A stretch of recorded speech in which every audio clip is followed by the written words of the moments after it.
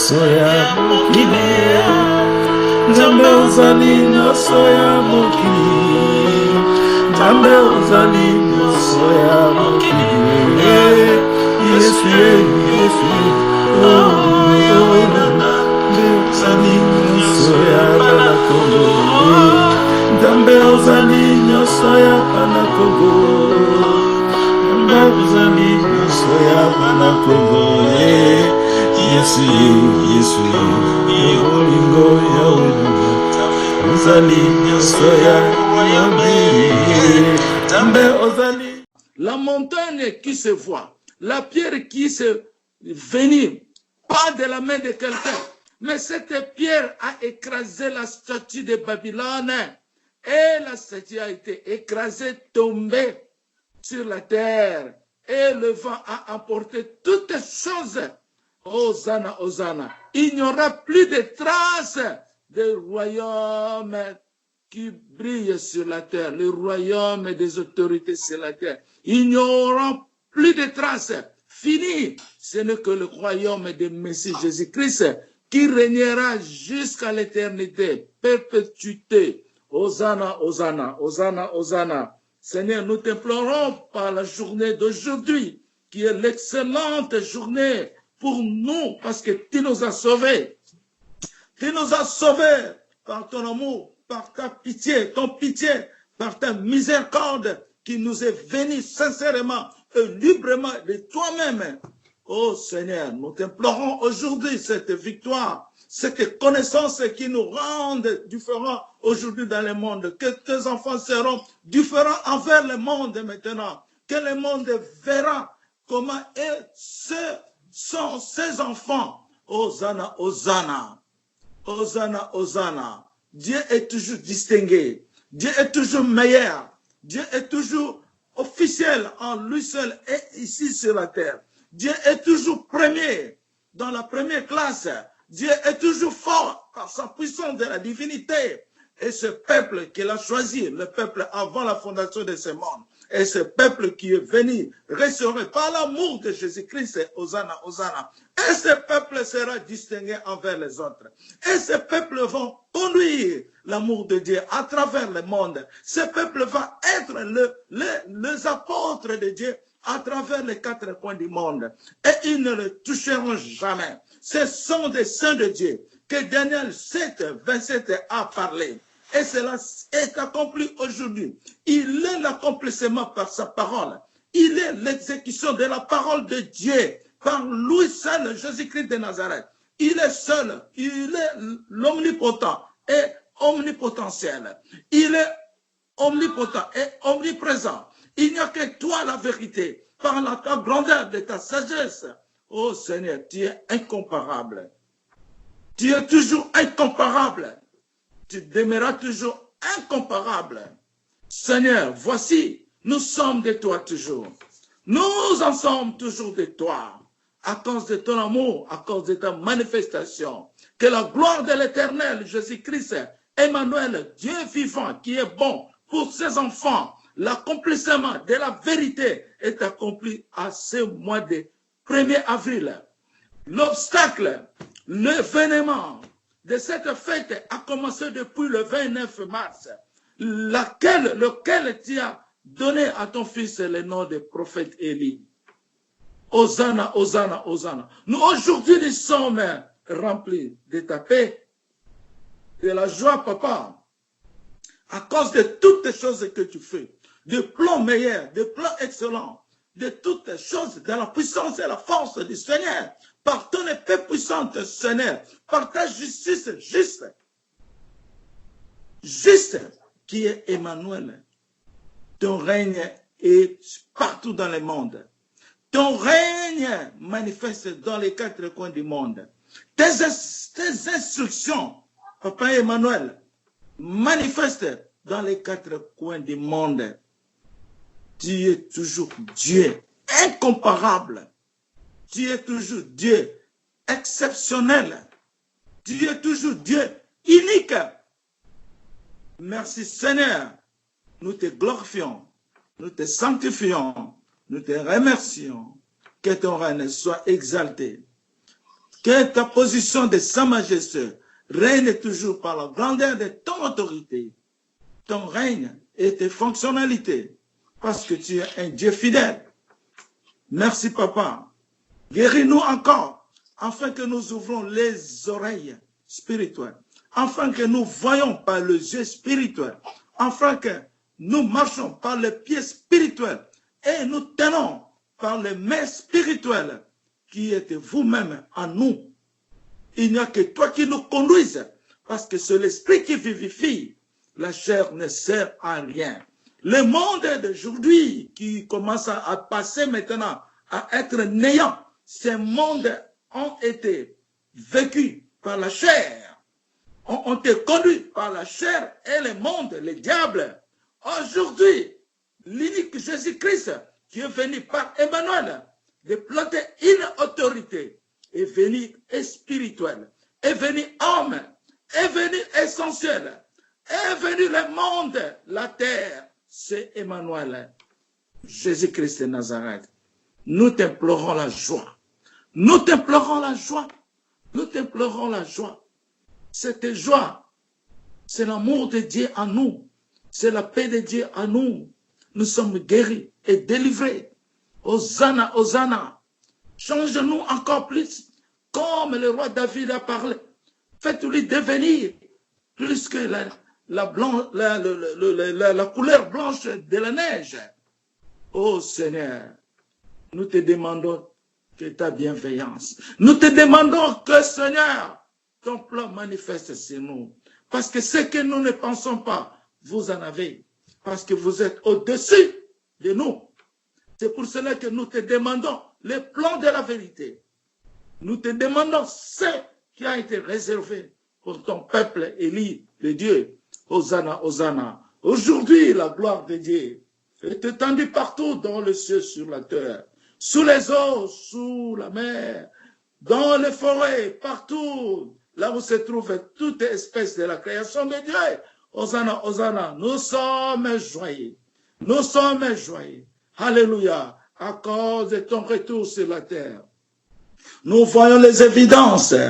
Nous voyons la clarté du monde, comment ça se manifeste. Nous voyons la parole maintenant en chair. Nous voyons maintenant les actes de Dieu maintenant. Avec ce privilège. Hosanna, Hosanna. Alléluia. Tobelelio na kombo na Yesu. Tokumisio na kombo ya Emmanuel.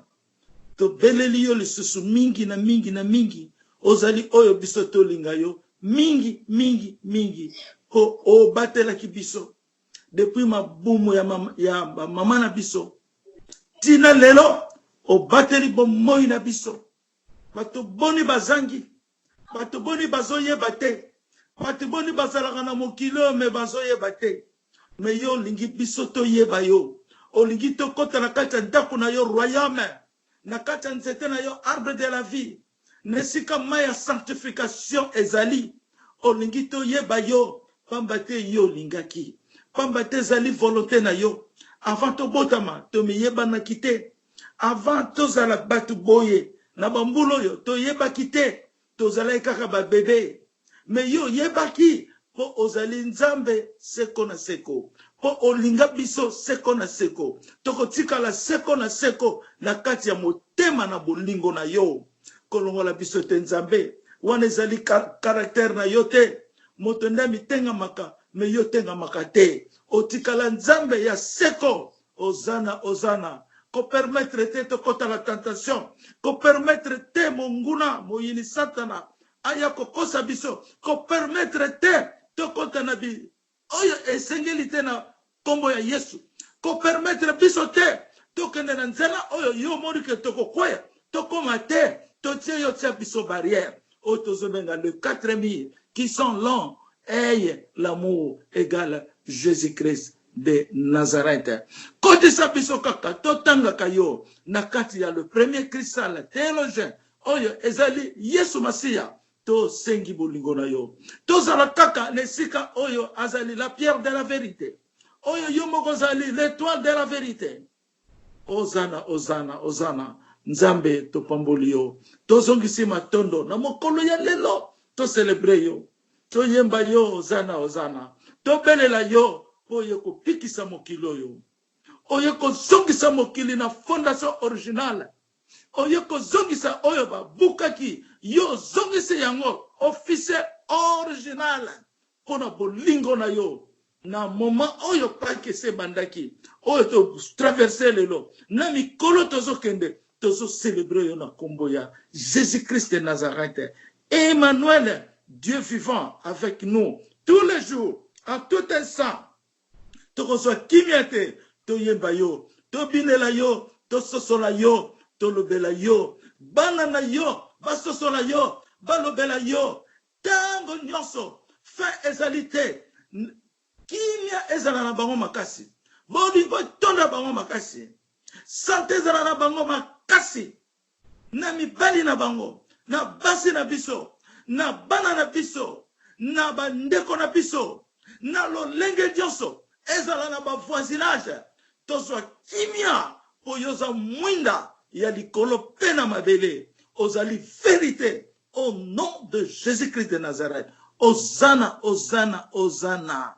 Alléluia. Na kombo na Yesu Masiya tolobi amen.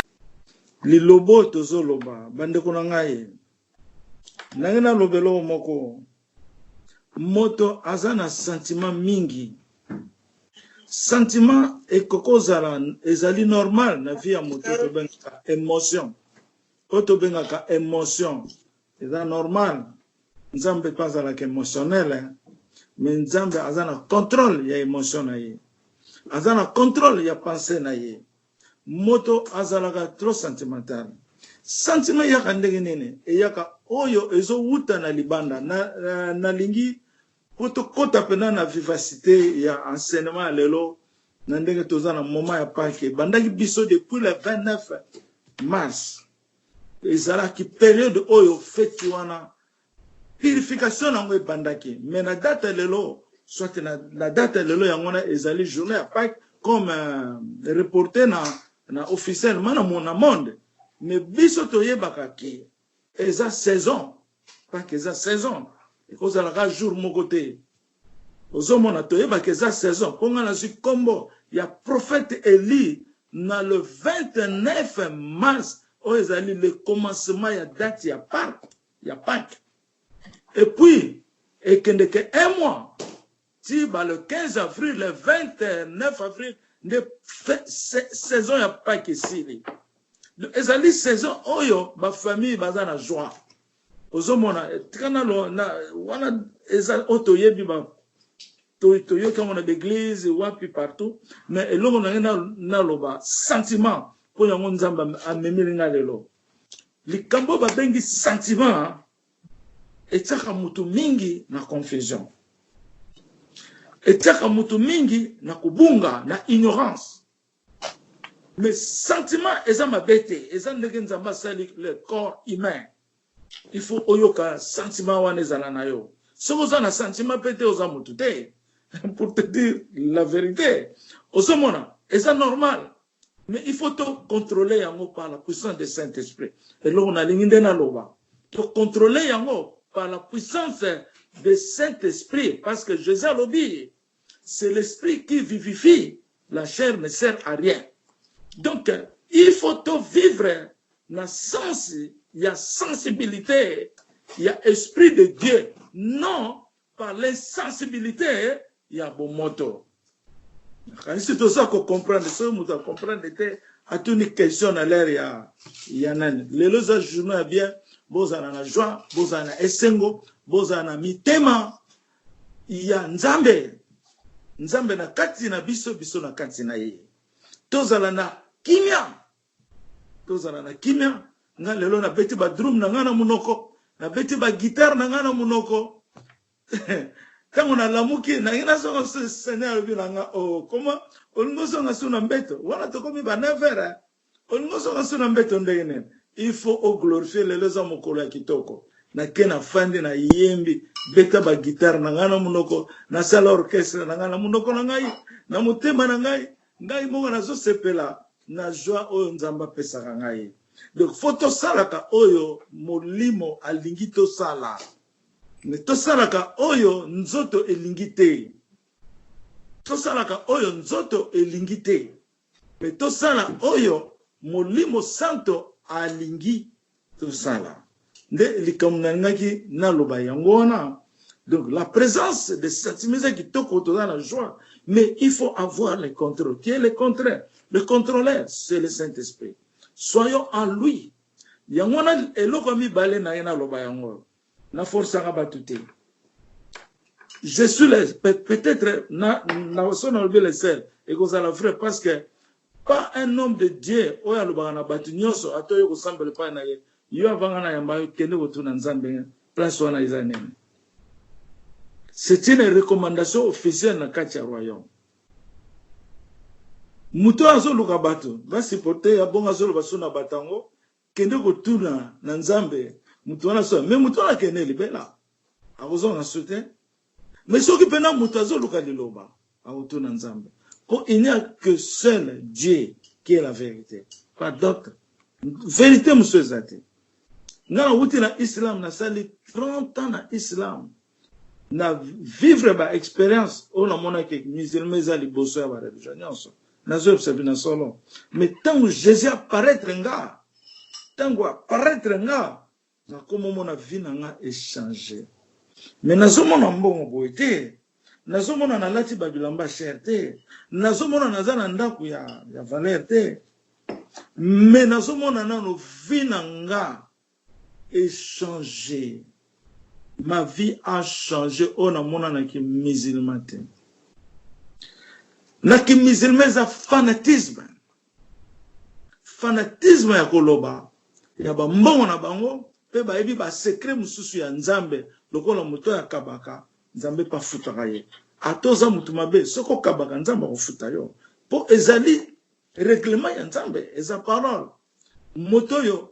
Asangisaka bato nzambe pa kosangisa ye ozomona eza na balo mususu bato ba profita nango po bakoma na ndenge tozomona mukilezo tambola ko banga nzambe ezali sagesse bato bazo profiter nango mais bazo salela nzambe te bazo salela ba précepte to be yango ba précepte ya nzambe mais bazo banga nzambe te ko banga nzambe te ngoloba bazo salela oyo loi ya nzambe elobite mais bazo salela ba précepte lokola soko sali boye okozwa boye soko fandaka boye okozala boye soko za boye ba règlement wana bazo ke débarrasser tout a totalement débarrassé nana lo balikambo na ebike basi pe bazama be mingi mais na yokelaka basi mawa. Pour moi, si faut mobile ringaye, faut mobile assurer ma vie, la famille. Mais ce qui mobile a sa conscienté, a sa responsabilité, a sa autorité, ya qui famille té. Au commun, moi si a subir ma conséquence.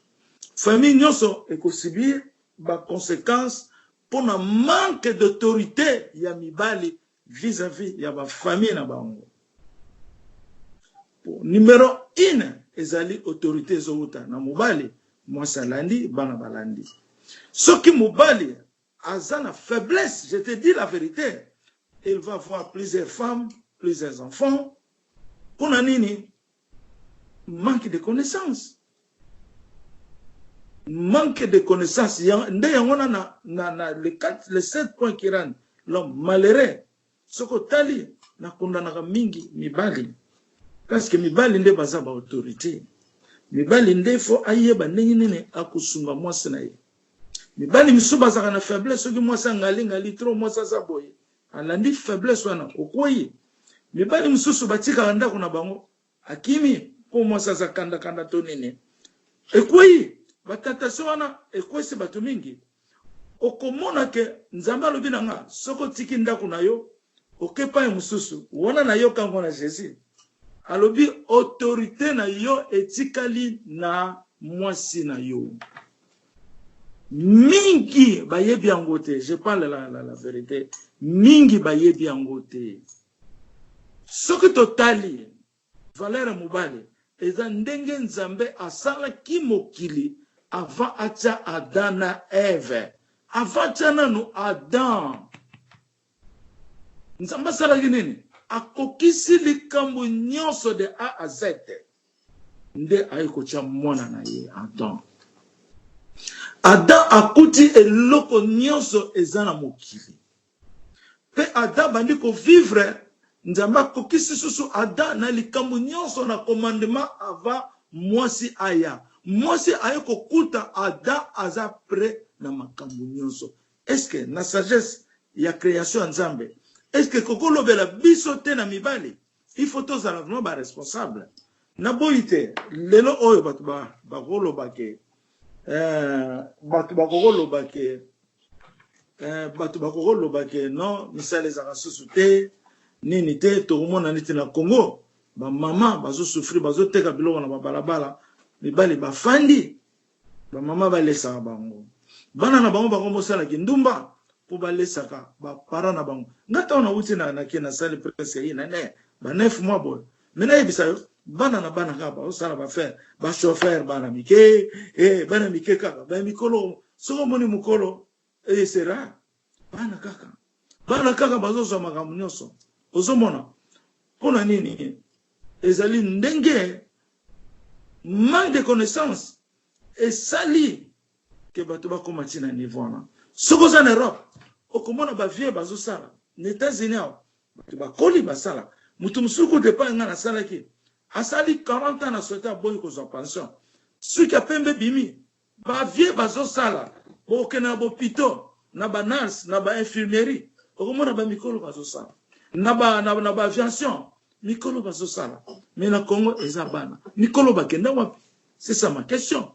Basi bazo teka basi okoyoka mawa mibali bazaka suna mboko te yango guerre ni nango ebima na Congo oyo mibali nyonso basila na Europe ndenge moko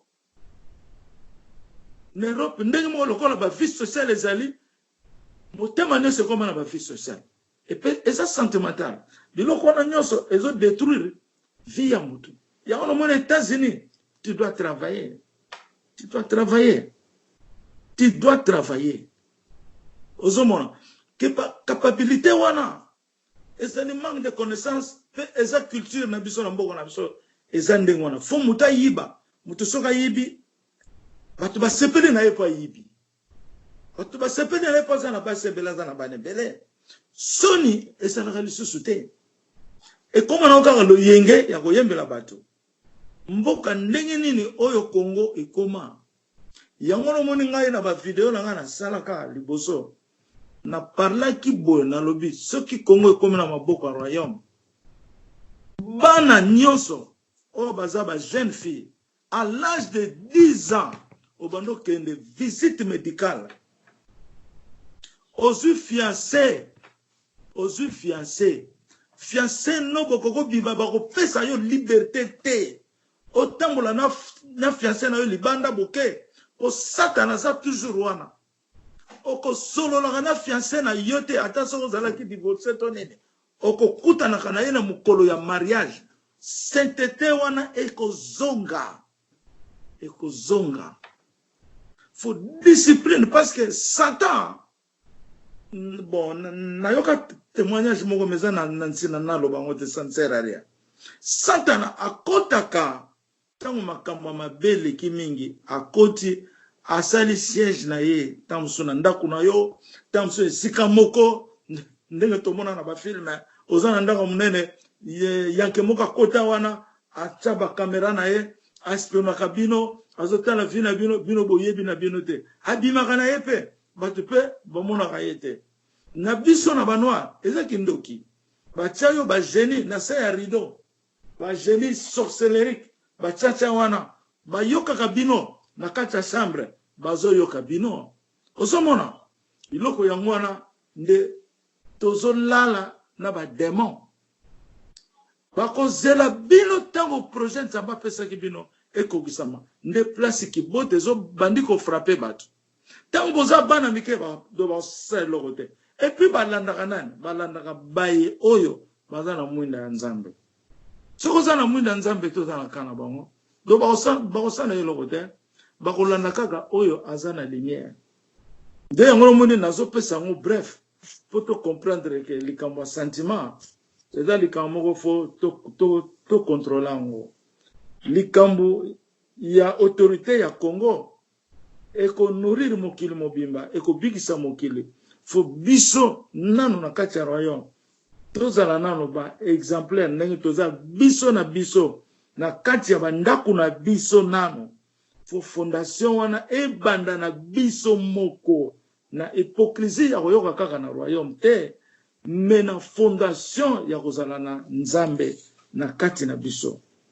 Parce que nga soka nasali mwasi nanga mabe na koyebisa ke limbisa ngai toza bato nasalaki mabe me mibali misusu nayebisa yo mibali misusu jamais ako komikitisa asenga mwasi na ye pardon po mwasi azaka nyama me mwasi nde mutu abotaka ozomona nde yango wana mwasi pe pasi pe aza na makambo mabe mingi oyo nakoloba ndambo nalobaka pe na bapapa te pasi pe baza na faiblesse mingi oyo nga nalobaka ngeli bikota bisimba biyoka okokomona mutu akosala parcours ya kokende l'église beaucoup plus sokotale ce sont des femmes.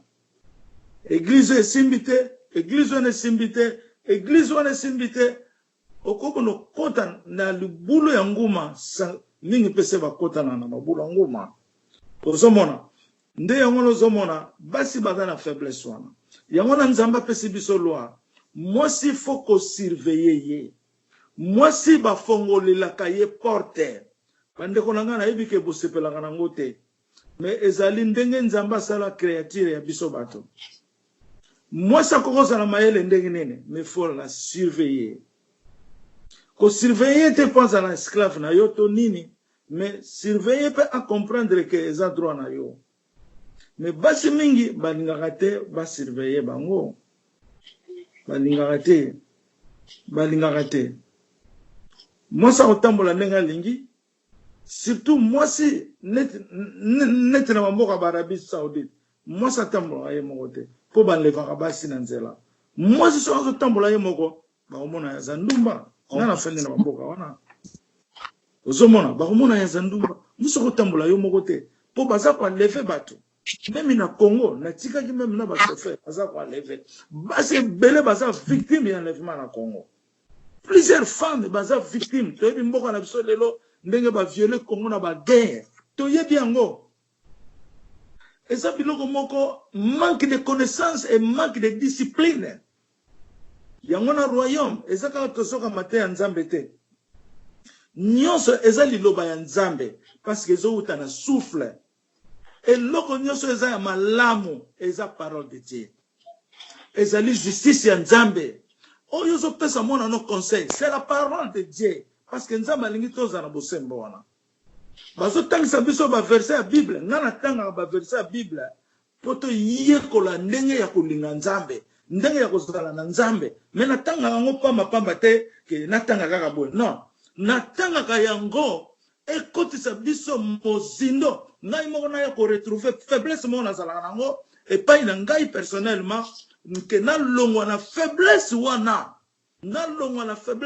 nazosola na bato nazokontrole maloba na ngai ate nge kotisa ngai na piège me nazokontrole yango nayebi ke nazokontrole ozomona yango na totangaka baverset ya bible mpona esunga biso lisusu makasi surtout baverset ya oyo ezali ancien testament ya David mais oyo eza évangile de Jésus eza bahistoire Yesu alakisaki fo na ye ndenge ezali ndenge ayaki na mokili makambo alobaki yango na lerezo salema eza baparole ya royaume mais il faut to vivre koyeba qu'est-ce que le royaume numéro 1 yango wana qui est ce Dieu il faut to vivre yango il faut to bandana na fondation après to kene établissement nzambe sikoyo akotia mutu na mutu a jour na plan de la vérité après to kene église ozomona sikoyo biso foto yekola nzambe po Congo ebebi na mentalité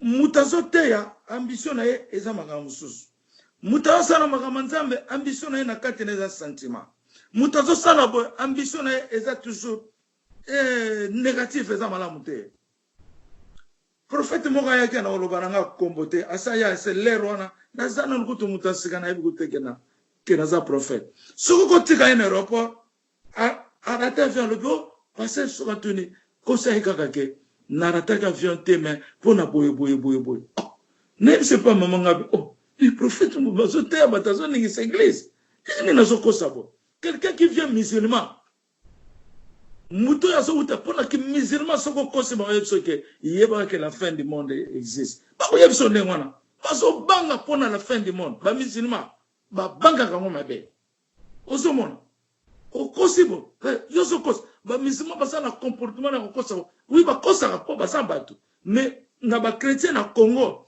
eza eleki eza kaka prestige na prestige honneur lo yenge prestige yango nezori yango mona nga na préférer na latre nga chemise là na sauter na do na matade kuto basa ko bate nga na za mukolo susu te wana pona ko lata ba veste te batu mususu ba yaka nekta sema to kanta ba America ko mona America ba lati ba veste mais ba lati ba ba jeans mais mutu ezo sala kena nda kuna ye o mona ndenge na zali ta mutu ka tambula nango mais biso ba pesa biso chaku ponzamba lo bakananga Alexanga muta lo bakalo ko la chaku o mona ngalola te muta lo bakalo ko la chaku o mona ngalola te faut muta za na sensibilité à vivre bon na tolobi mo mingi kuna parce que exemple na lingi biso bana royaume to yeba ke toza ba portrait ya Nzambe o mundele mo ngaloba nga mama leza na ko bosa na oteza na internet ke oko former ba portrait ba kopesa ka bonne nouvelle na libanda makambo tozo parcourir sikoyo to banga ngote ndenge Nzamba zolo bela ngai o yebi vraiment que na mona ki na révélation mo legi un jour deux jours mais na moni to kangami na bato ba opesa ba bilamba bazo pesa bato ba bilamba na loba kuto na website bino te menazo méditer mais na loba kaka une partie mais oyebi que Jésus azali boso na ngaboye menazo mona ene timundele akangami pena bato onde tazo sekana ngana yuko reconnaître ngako onyazo mona bato bazo mona te malade za na mboko bato bazo kangana bo yekuta zina zo tala yebo yepa zo tala nga mbala moko na la mukabe nzambo zolo bane na comprendre que nzambo zolo aksenga ko banga te ko banga maladi wana te na comprendre ngo soki maladi wana la ki boma batinyoso nde batinyoso bakufia na se po ezala ba msusu ba elekeli bango bazo maladi wana ko elekeli obo moyebi te ke elekeli yo je te dis la vérité rien que la vérité maladi wana et mon ani na retard mais malade même l'air ngana za na voyage na hadis na zo mona ba chino ba lati et c'est banda qui déjà avion mo côté côté bano que de Chine donc na l'air wana maladie wana déjà et c'est côté là qui bato mais tu voyez ba gite plus surtout au risque ki yango na kati avion za la bato bazana ngo na zo sabino ezali kaka Nzambe yebi ba ko za la tako bazaba atakete.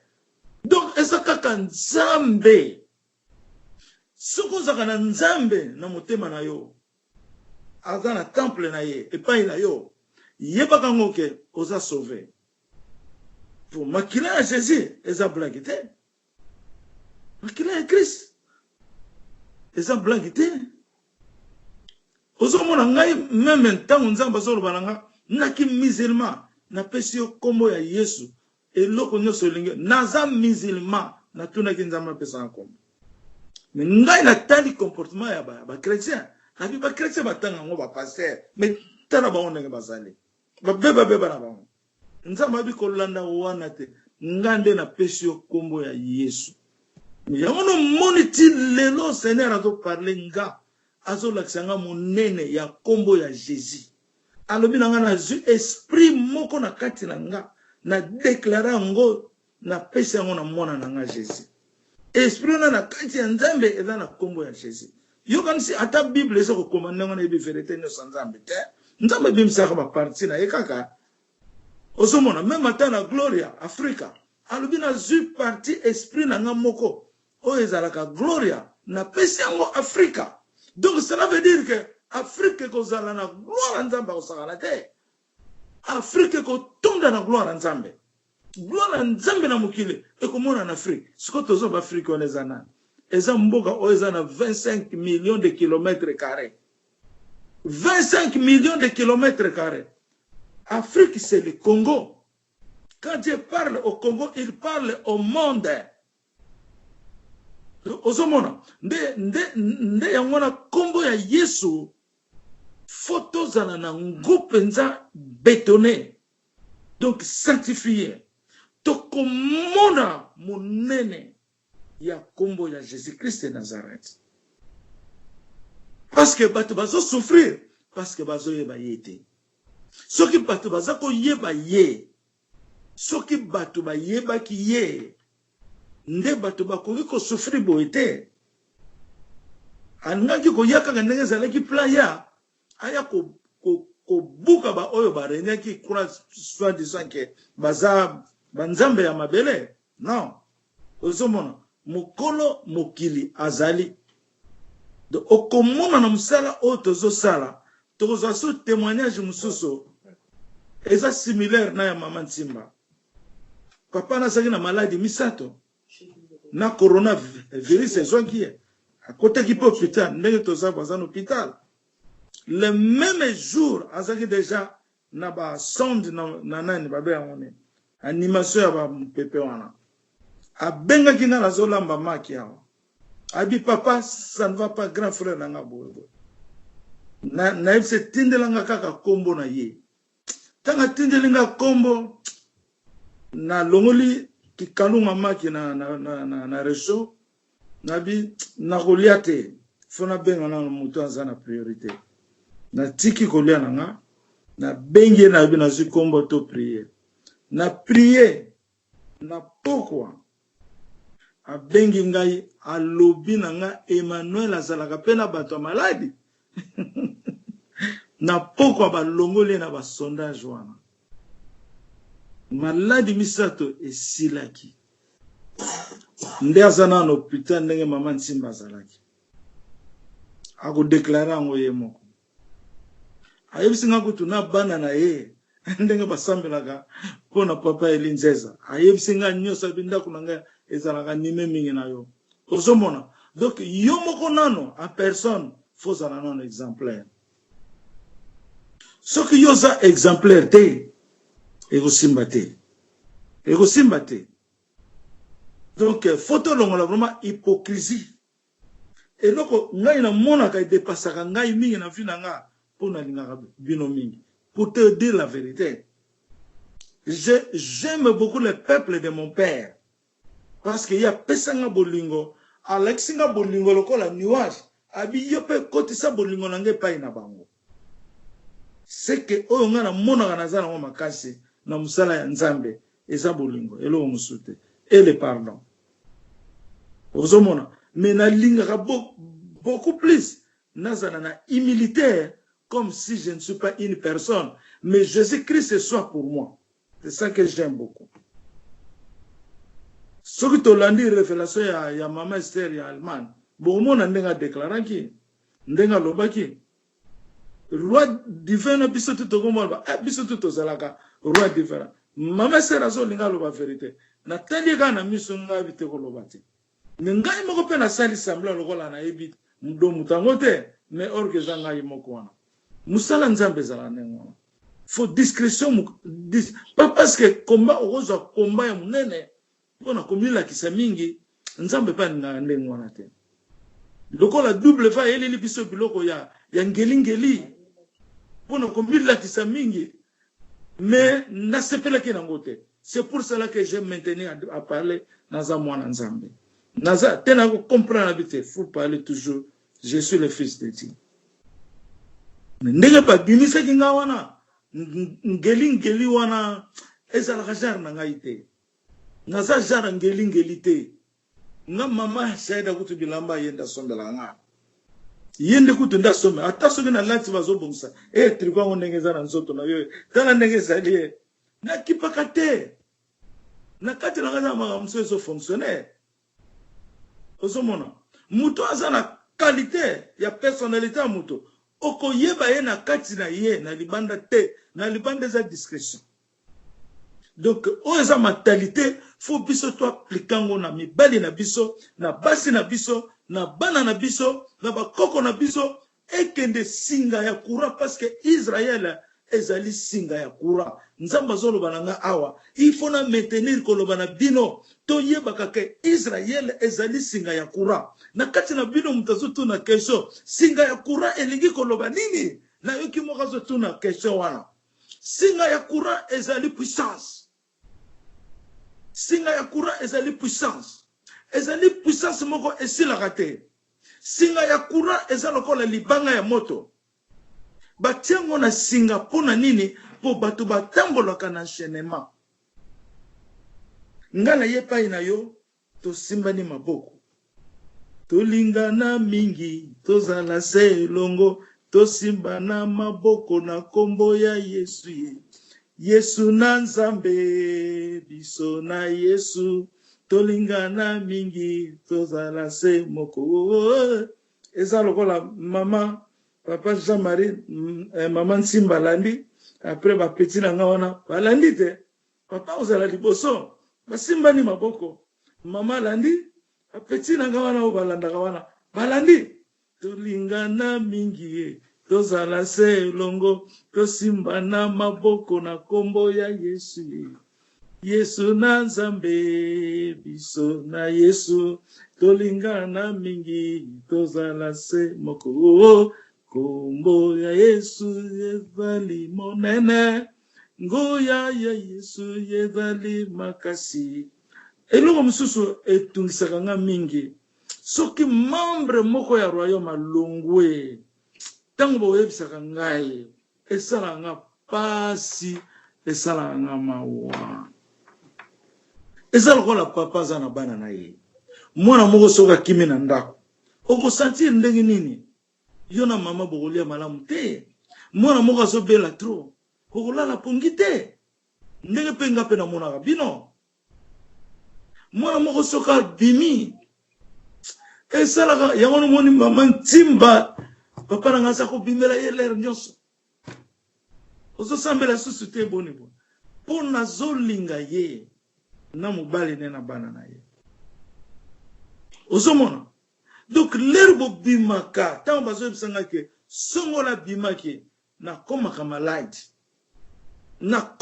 maladi lokola mwana nga na boti nakomaka maladi tabi me mabe nini azwi ngai na mitungisi ti eloko nini na mabe azwi ngai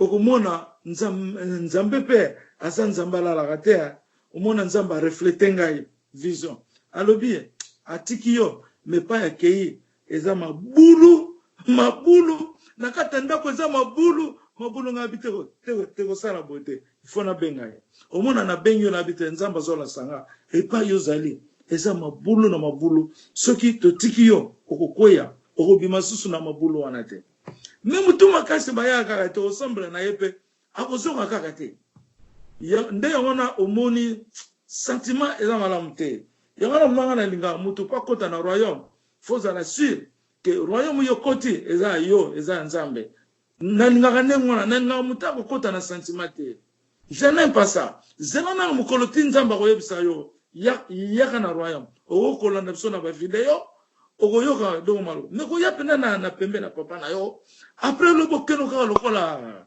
mwana moko kaka ya 2 ans boye no eza malamu te pe baconséquence nango eza ebele parce que Jésus aza kaka moko tokokokabola ye boye te aza kaka un Jésus pa yo sokono kosambela bazosambela na komba Yesu me yo tiki kuna oke kuna yo kanti Yesu wana azalaka kuna donc akoyamba yo te oza bikota akoyamba yo te po Yesu aza kaka moko alors yanga nayebaka te mpo na nini vraimen bato bakokima yango wana nalingaka te moto akota na royaume fo moto wana azwa nanu mpenza ya connaissance nzambe alobela ye pa tuna nzambe azala sur amona vraiment ke ya solo nga naza oyo nzambe atindi comme mama Gel afa kota abe aponaki nga nazolia na ndako na mobali na mondele mesa tofandi tozolia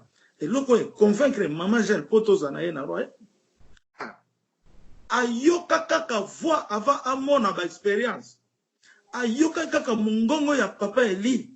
Mungongo wana touché ye na motema na ye. A côté na royaume. Avant mona même ba vision.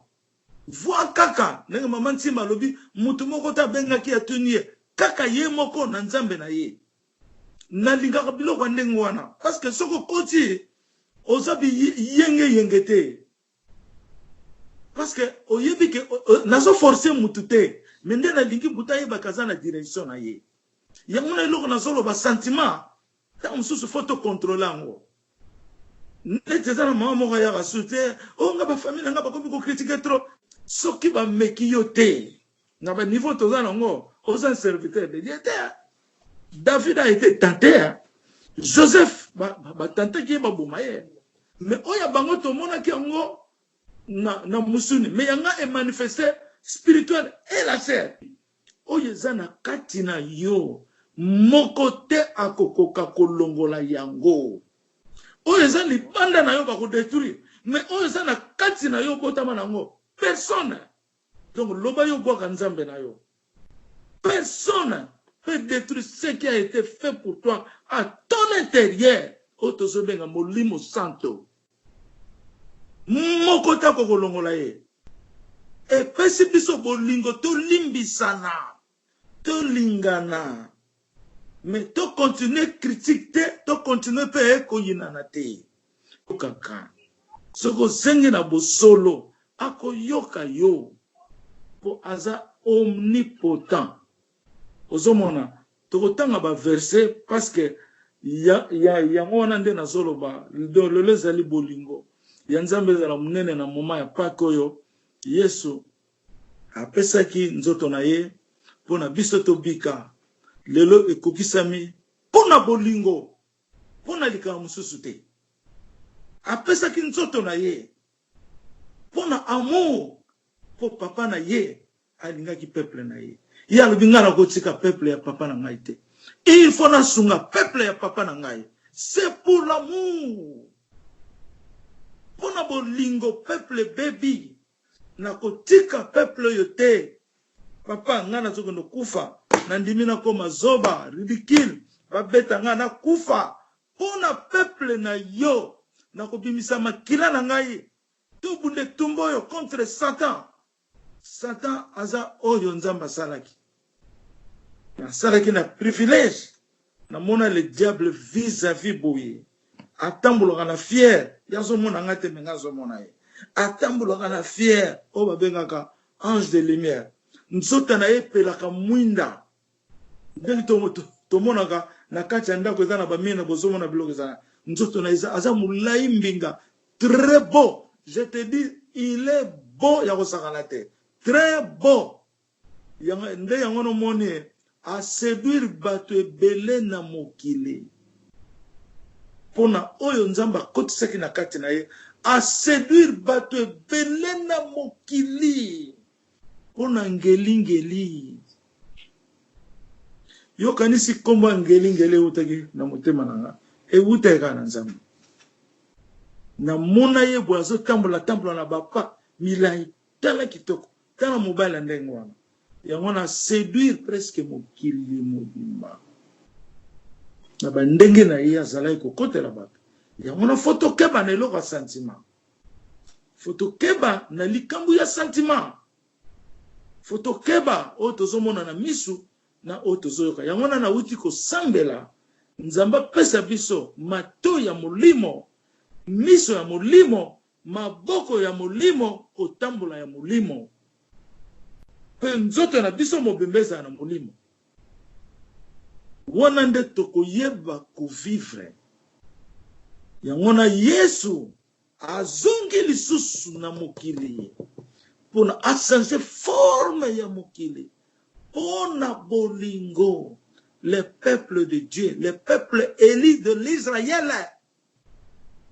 peuple oyo nzamba déclaré le Dieu de l'Israël a dit mon nom le Dieu d'Israël azali nzambe ya Israël oyo pesaka barabi kanda bangi oyoka teke tolo banzambe aza nzambe ya Israël aza liboso avant zala nano nzambe ya bato misusu aza nano nzambe ya Israël na porte ya Israël nde bato misusu bayo kokota na nzambe wana foto yebaka importance ya Israël Israël ezali royaume royal ezali porte na ndako ya nzambe wana na yoka yango na Jésus Christ Israël ezali porte na ndako ya nzambe yango na foto mona bolingo nini oyo nzambe asali na Congo Congo ezali Juda nde asa le père de toutes les nations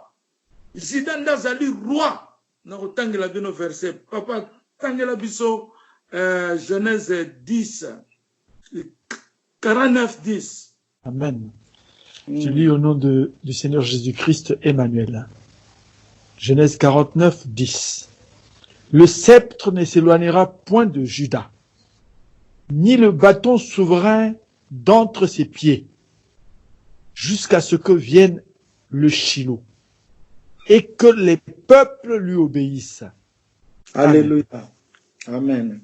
Au monde, le sceptre ne s'éloignera point de Juda. Nzambe azo déclaré ngona Juda. Le sceptre ngolo banini. Le sceptre ne s'éloignera point de Juda. Yango wana nazoloba oyo zana katina yo personne ne peut le détruire.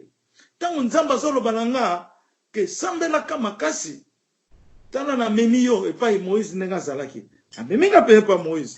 Na histoire ya Moïse, na moni Moïse afandi, na moni basi bafandi na côté gauche, mibali côté droite, na liboso na ye ba garde fou ba la kona pona protéger po ba ennemi na ye ba la kona oyo bana Israël, ba zaki ko finga ye ko lobane n'importe quoi, ba na ko ba boma ye. Na moni ndenge ba so protéger ye. Moïse asimbi sceptre, asimbi kani na ye. Azimutu na ye atie na likolo ya kan azuma kolone mibale akangi yango mibale. Alors j'ai compris que la révélation wana nzambe azaki ko méditer ko sambela.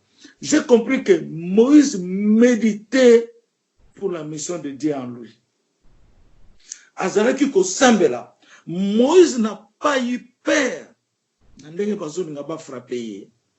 Azaki kutotala ngote netu sazotala rien je vous dis la vérité ce qui ozana nzambe na yo tu n'as pas peur de qui que ce soit je vous dis la vérité ce qui mutazo banga abandi kolenga mamuke ozomona Jésus tango bakangi ye siko Pierre asala nini na kanda ya Pierre akati soda litoi mais Jésus lobi okati yango tika liloba nzambe ekokisama azongisi litoi mena biso lelo bakati mutu litoi be mutu okuraje ko boboma bokata basoda na mitu na bango mais Jésus alengaki edala accompli donc asi mususu koye pai na yo c'est l'accomplissement de Dieu malheur mususu koye pai na yo c'est l'accomplissement de Dieu. Kozanga mususu kozanga egoye pai na yo ezali accomplissement ya nzambe. Faut l'accepter ça. Mais soko bando mona ke ngai pona nini nazaboye pourquoi je suis comme ça kaka ngai wana oza kopambola nzambe te ozopesa nzambe kanda. Nde yango nazomona do nazotanga lisusu verset oyo na trois réponses bopesi biso. Les trois réponses sont identiques. Ils ont le pouvoir. Mais Nzambe azo juré na Bible na ye, na diloba na ye. Azo juré, le sceptre ne s'éloignera point de Juda. Oyo ezana katia elinzeza mokote akoki kolongola yango. Yango ezana kati na ngai. Personne peut la lever. Papa André amonaki muto ayebisaki yango aza pasteur. Mais ngana passer on a to solo la raté so gaza passer na mais alobi que asambelaki mpe na ndenge na ye nzambe alakisi ye prophète linzeza alakisi na 3 sortes hein? ayisengeke ndenge nzambe abondelaki ndenge nzambe ataisaki ke eza na 3 choses nzambe alakisaki eke likolo na yo. Premièrement, lisasi moko te kozala na accès ekokota ata babeti yo masasi ndenge nini ekozwa accès te ekota na nzoto na yo. Ya mibale ata batieli yo poison ekozala na effet moko te na nzoto na yo. Ya misatu bamarabu bamagicien bokititi nyonso ya mokili ata basangani mpo basala mabe bakozala na pouvoir moko te likolo na yo. ozomona amen papa pamba te soki oza na nzambe na kati na yo nzambe wana bakotushe ye te bato bakomona parence na yo me bazoyeba te ke nani azaka na kati na yo lelo na mokili oyo tokoma bon parce que efale temps oyo eya mpo etia bato na trouble na makambo nzambe efale temps oyo ezala efale temps oyo ezala mpo etia bato na embrouillement mais temps oyo tokotraverse nde nkembo ya yesu kristo ekomonana lokola jésus aye kobunda 3e guerre mondiale akobunda yango tina suka nalobi bien tina suka akolonga parce que ça alongaki yango matériellement tozomona yango sikoyo ekokoma tina suka. Bon na continue kotanga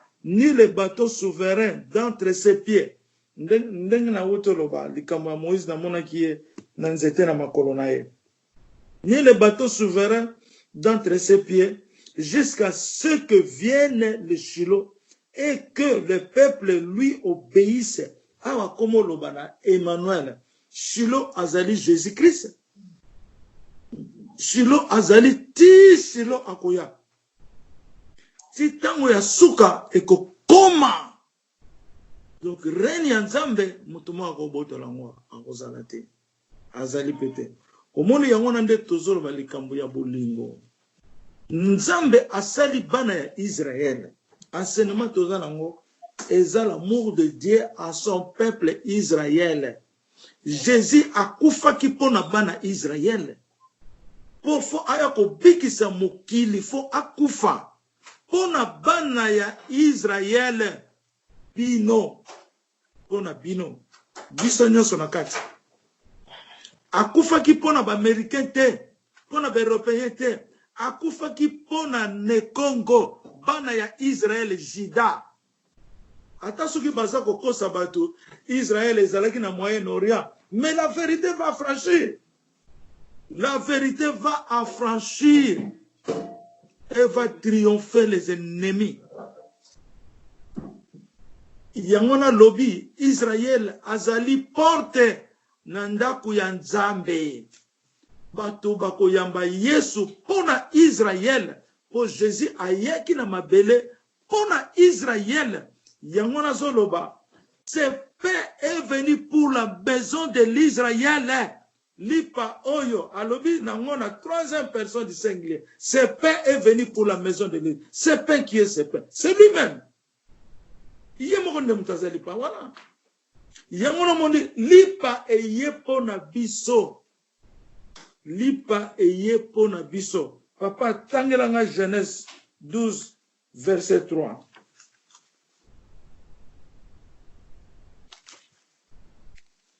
Genèse 12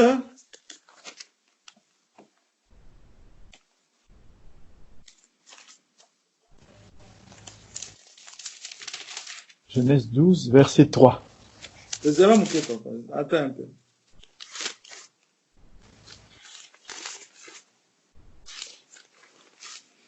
Bon, amen. Amen. Je lis au nom de Jésus-Christ de Nazareth. Je bénirai ceux qui te béniront, et je maudirai ceux qui te maudiront, et toutes les familles de la terre seront bénies en toi. Amen. Amen. N'a répété, au nom de Jésus, je bénirai ceux qui te béniront, et je maudirai ceux qui te maudiront, et toutes les familles de la terre seront bénies en toi. Alléluia. Nzambe alobilinga verset oyo pendant 2 fois. Alobelanga verset oyo pendant 2 fois. Tango abengi ngai roi, alobinanga roi.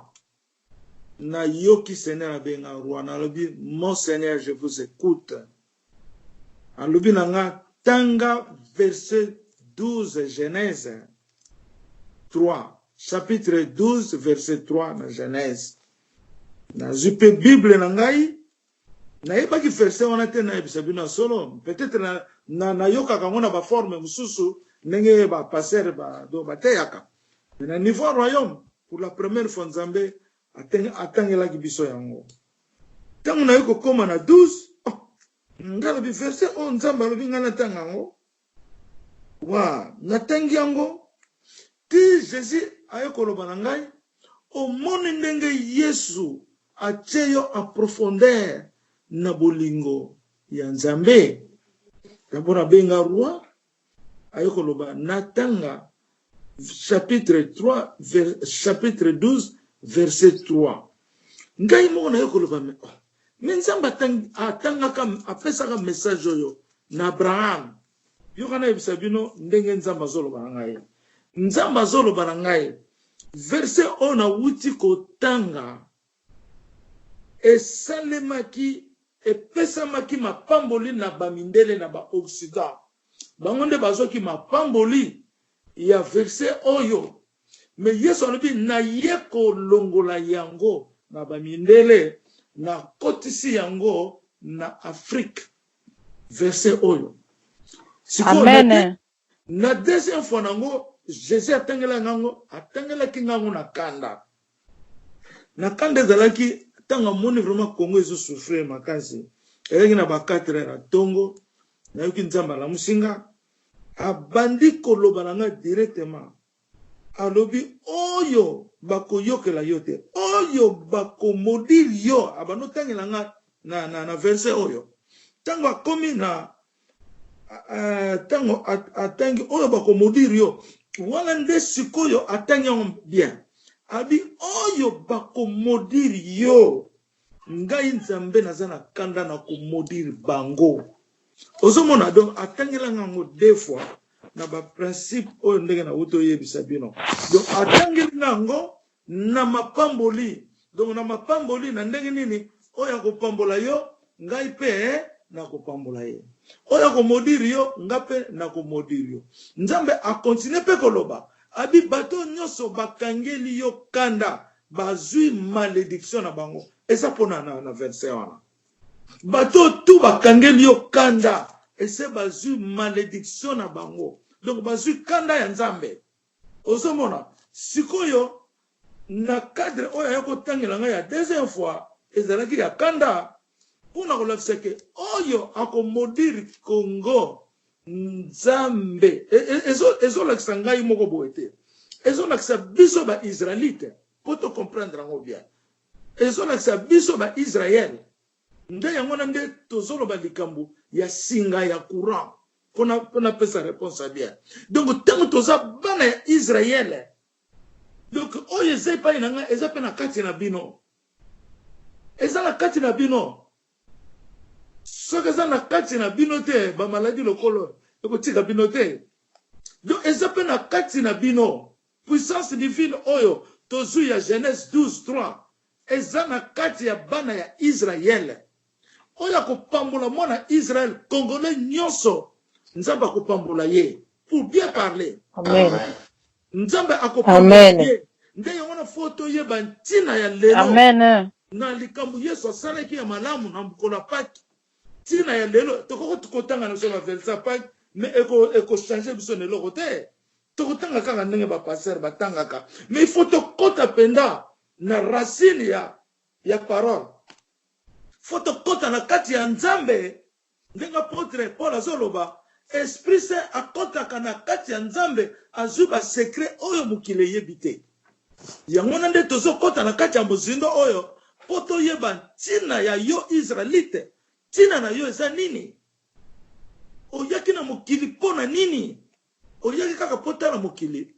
Oyaki kaka po okendeke musalo zongi. to osali makambo na yo esili non oyaki mwana ya Israël oza na kati ya singa ya courant wana. Donc singa elingi koloba famille. Ndenge na pesa exemple ya mama Nsimba, ndenge na pesa exemple mususu. Donc singa ezali bon soki nazoba likambo mama Nsimba parce na ngena consoler mingi po aza mama moko afandi na royaume na ndenge awutaki kobela photo consoler ye ayeba kaza na nzambe ya solo. Donc photo c'est vraiment na nesengo ayeba ke aza na place ya bien papa Jean-Marie bana bayeba ke baza na sika ya baya donc ya bien. Pour wuti l'hôpital azomela bakisi ti lelo ozomona donc yango to consoler pour za maladie photo que to consoler wana za objectif na biso ya kolakisa bolingo na kati ya famille royaume ozomona ezateke pona kolobaka kapa pamba boy mais tozoloba en connaissance de cause ndenge pe molimo santo azo lobelanga na kati na ngai ozomona ndenge pe ngana zo lobela bino donc nazoloba na sentiment mais nazoloba spirituellement ozomona donc mokola lelo to comme le 29 avril soit le 29 avril to célébraka le royaume de Jésus le retour ndenge Yesu a souffert pour na biso ndenge limbisi biso na kuruze père pardon ils ne savent pas makila na Yesu pani pour na biso to subo konza Israël pour na Jésus-Christ règne ezali ya Jésus-Christ Emmanuel. Donc ezala bolingo moko soudé oyo ekoki penza donc ko rater biso te oyo eza bolingo toz vivre nango éternellement to vivre nango seko na seko. Nde likambo na ngai na loba likambo na ngai na loba likambo na ngai na loba likambo na ngai na loba likambo na ngai na loba